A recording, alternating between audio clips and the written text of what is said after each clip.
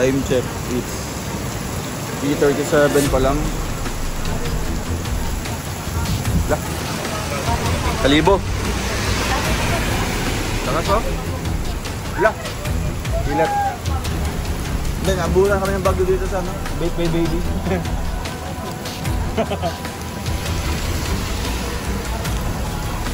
Lakas. Kumusta kayang kubo? Kumusta kayang kubo, Kuya Mario? Ay, kubo pa rin yun? Kubo pa rin? Kubo pa rin, wala naman mangyayari yun. Matay ba yun? Oo nga. Ang grabe.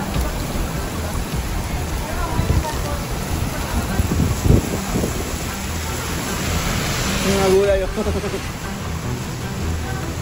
Fresh na ng gulay. Fresh. Saka nila.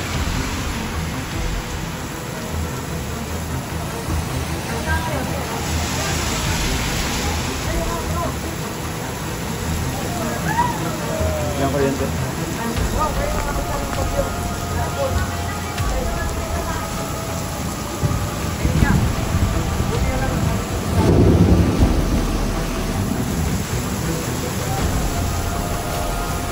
Grabe oh. Ayun, magandang araw po mga kalingap and welcome back muli sa ating munting channel, ang Roel of Malalag. So ngayong araw na ito mga kalingap ay muli po tayong bibisita dito kina Laika, no? So last time mga kalingap ay may ginawa tayong experiment, no, or prank po mga kalingap dito po kay Laika, and dito po natin nasusubok po kung gaano po katatag si Laika, kung gaano po katotoo, no? And pasensya po sa mga hindi nagustuhan sa vlog na yun, no? And ngayon mga kalingap, muli natin siyang pupuntahan, bibisitahin mga kalingap, kasama natin si Kuya Alpi, si Kuya Mario, and yung may hawak po ng ating camera ay si Kuya Victor. Siyempre may dala tayong groceries mga kalingap. Since nakabigay na tayo ng bigas last time, groceries naman po yung ating dadalhin ngayon mga kalingap. So tara, puntahan natin si Laika.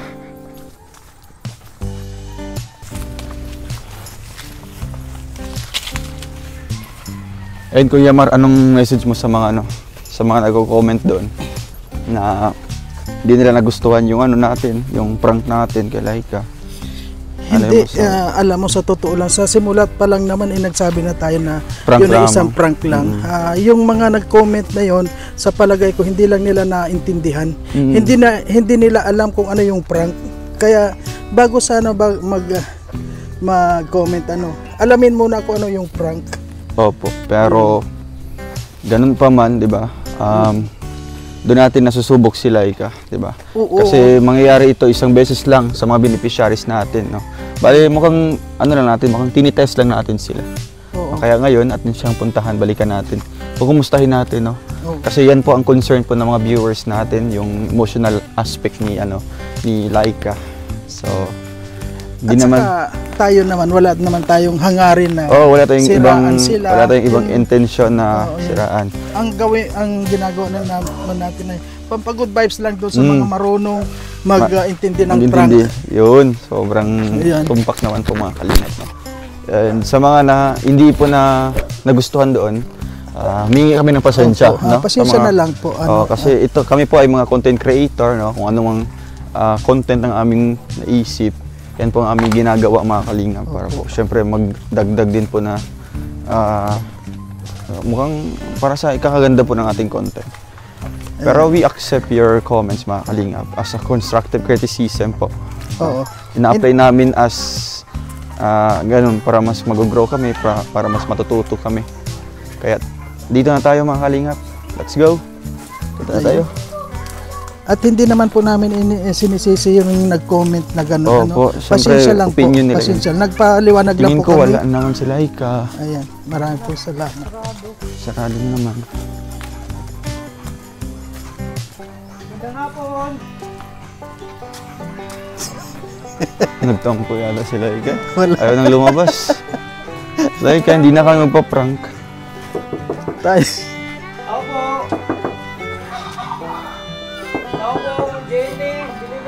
Ayaw nang lumabas si Laika.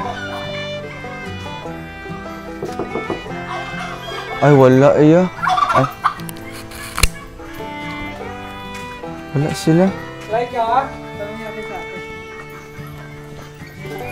Magtatampo na si Laika, no? Ako umalis na po dito sa bahay. Pero andito naman yung mga damit ng mga anak niya.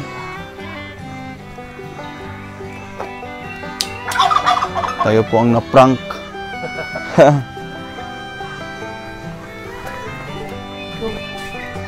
Uy, Lak. Sino?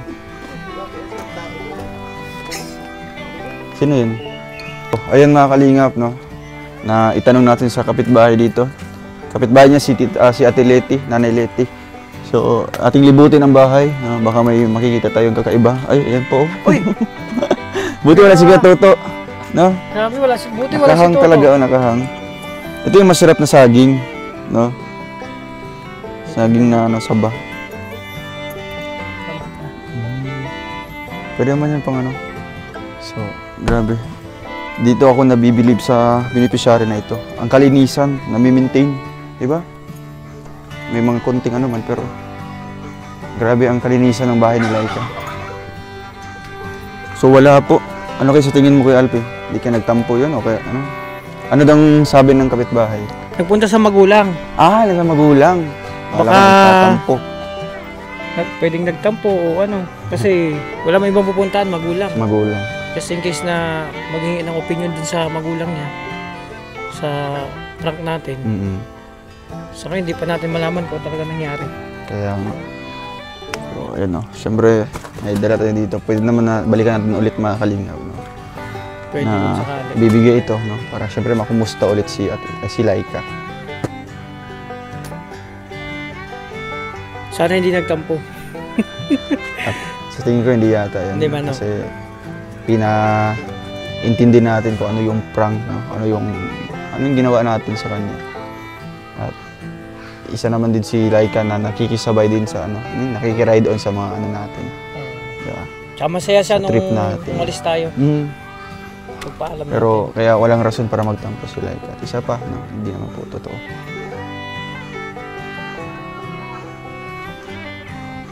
So, ayan mga kalingap, no? At di natin naabutan si Laika kung asa man siya ngayon. And pag pumupunta man tayo dito, no? Sarado po ito lahat. Pero ngayon, wala talagang tao. And isa pa, medyo umuulan na.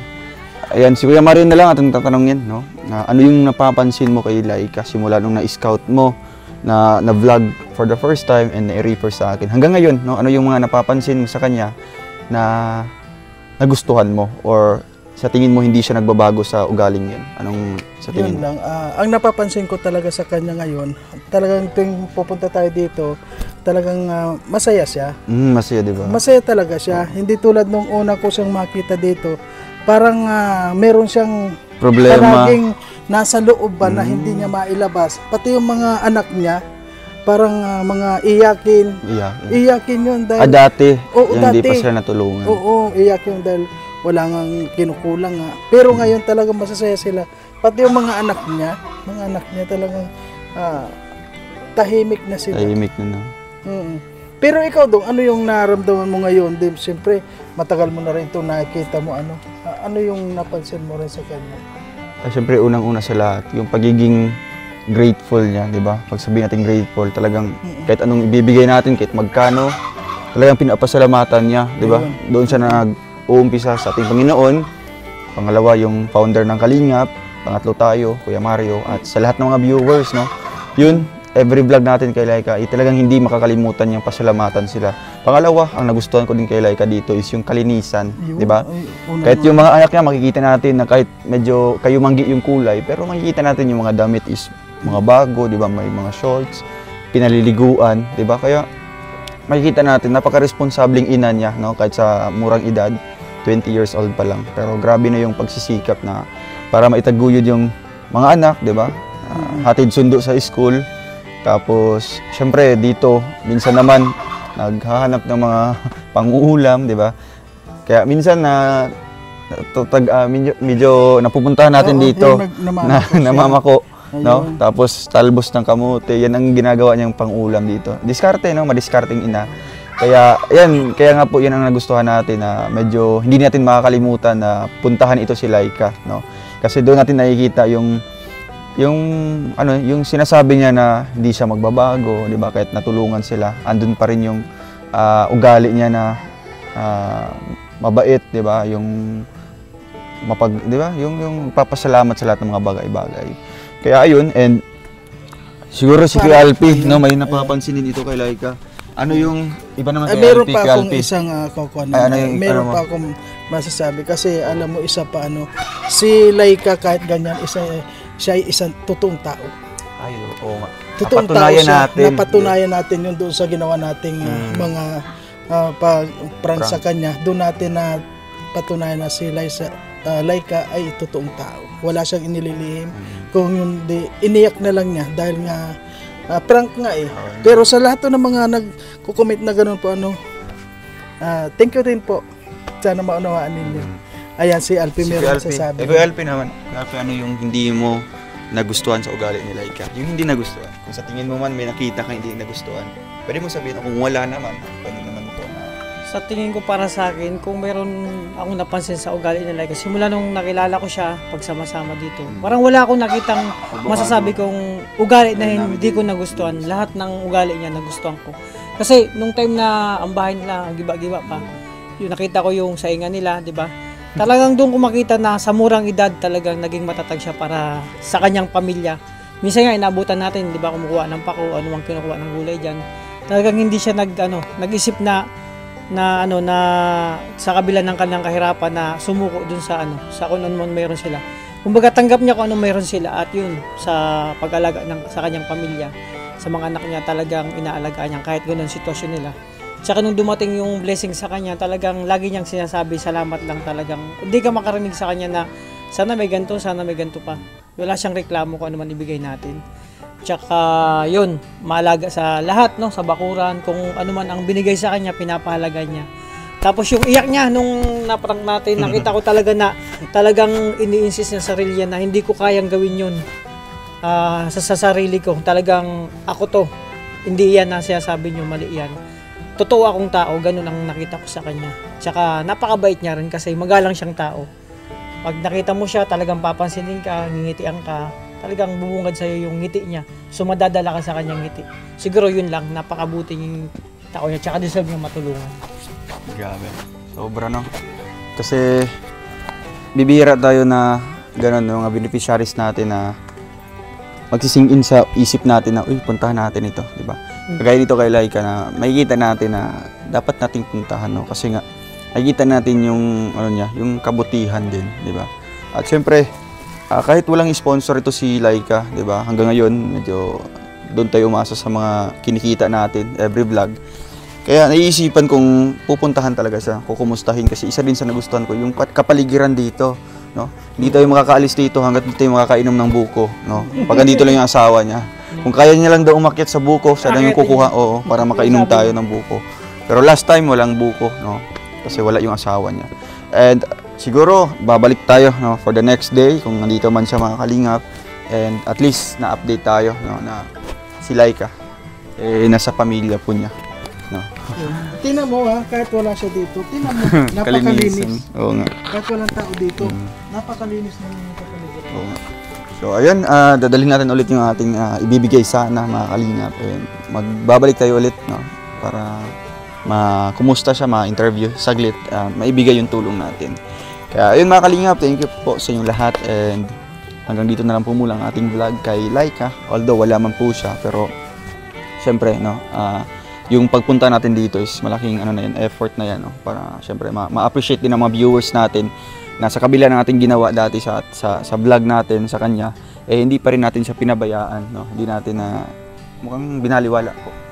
Kaya salamat po mga kalingap sa inyong pag-uunawa, and good vibes lang tayo palagi, Huwag niyo pong intindihin yung mga negative vibes kasi hindi yan nakakatulong sa atin. Mahalin niyo po kami bilang charity vlogger, no? Huwag po kayo magpapadala sa inyong emosyon kung may napanood man kayong mga negative dyan or anumang mga content namin, no, iti-take as positive, no. Tingnan natin yung positive side doon, no.